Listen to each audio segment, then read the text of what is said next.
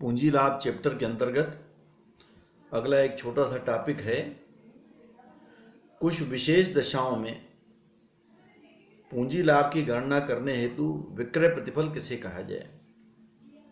Cell consideration for computation of capital gain in some special cases. इसमें पहला आता है पूंजी संपत्ति का नुकसान या विनाश होने पर। मान लीजिए पूंजी संपत्ति अचानक नष्ट हो जाती है, उसका विनाश हो जाता है, आग लग गई, पूंजी संपत्ति नष्ट हो गई या अन्य किसी कारण से किसी प्रकार का नुकसान होता है।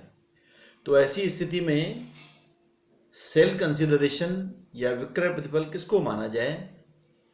तो amount receive from insurance company plus scrap value, जितना पैसा यदि संपत्ति का बीमा हुआ है, बीमा कंपनी से मुझे मिलता है, उसमें संपत्ति का विक्रय करने पर जो अवशेष मूल्य होगा उसको भी जोड़ देंगे।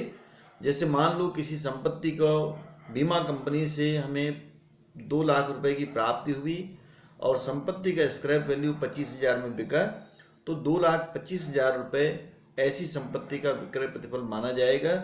उसमें लागत या इंडेक्स लागत जो परिस्थिति रहेगी घटाकर जो है हम पूंजी लाभ की गणना करेंगे। दूसरा है पूंजी संपत्तियों को रहतिये में परिवर्तन करना। कभी कभी पूंजी संपत्ति को हम स्टॉक में चेंज कर देते हैं। 2 एग्जाम्पल मैंने पहले भी बताए थे।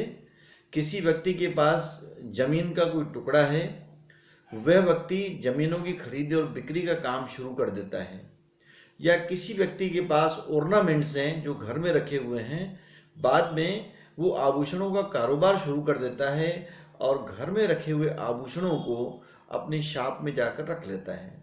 तो जिस दिन भी संपत्तियों का व्यापार में ट्रांसफ़र होगा, चूँकि हमने बेचा नहीं है, संपत्तियों का जो ट्रांसफ़र किया है, ट्रांसफ़र की तिथि के दिन जो फेयर मार्केट वैल्यू होगा that is called sale consideration.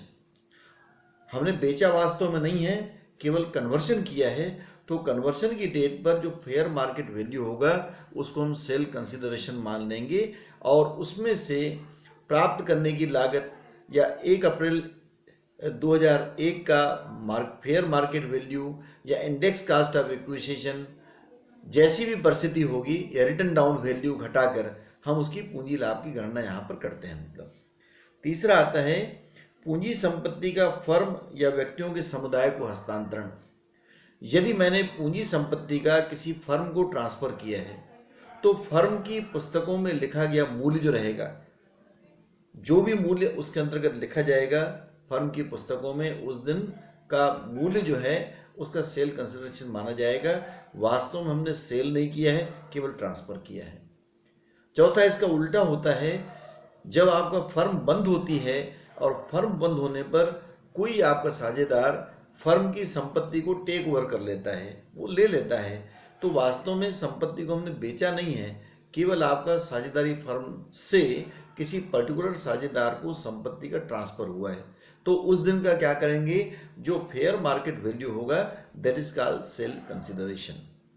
उसी प्रकार कभी कभी 5वीं चीज़ है, कोई संपत्ति सरकार द्वारा या सरकारी एजेंसी द्वारा अनिवार्य रूप से टेकन ओवर कर ली जाती है, उसको टेक ओवर कर लेते हैं। मैंने बताया था पुल पुलिया का निर्माण करना है, हाईवे रोड का निर्माण करना है, रोड के किनारे की ज़मीन जो है वो गवर्नमेंट क्या करती है, टेकन ओवर कर लेती है।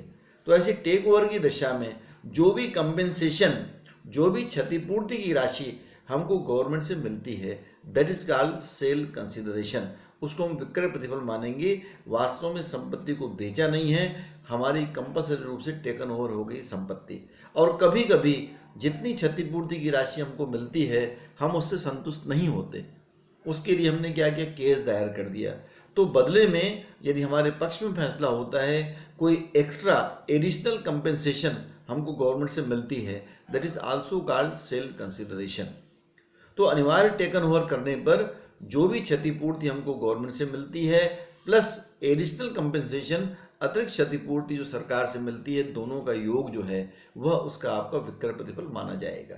ये छोटी सा टॉपिक है जिसको आज मैंने आप लोगों को क्लियर किया है। Thank you.